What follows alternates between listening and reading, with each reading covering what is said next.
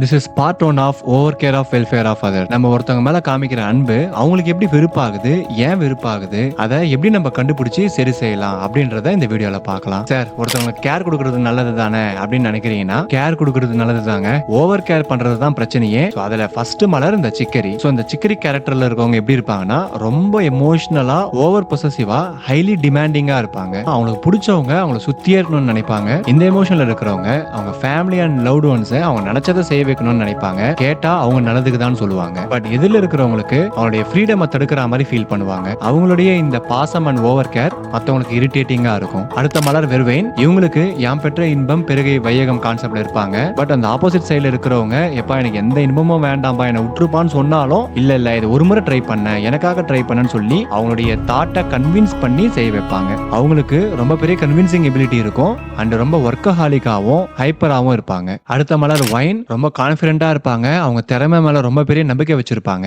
But ரொம்ப டாமினன்ட்டாவும் இருப்பாங்க. யாரு கீழே அடங்காத ஒரு மனிதன் தான் இந்த வைன் கேரக்டர். அவங்க இவ்வளவு டாமினேட்டிங்கா சொல்றதுனால அந்த ஆப்போசிட் பர்சனுக்கு தன்னை அடிமைப்படுத்துறாங்களோ அப்படின்னே ஃபீல் பண்ண வச்சிருவாங்க. மீதி இருக்கக்கூடிய மலர்களை அடுத்த பார்ட்ல பார்க்கலாம்.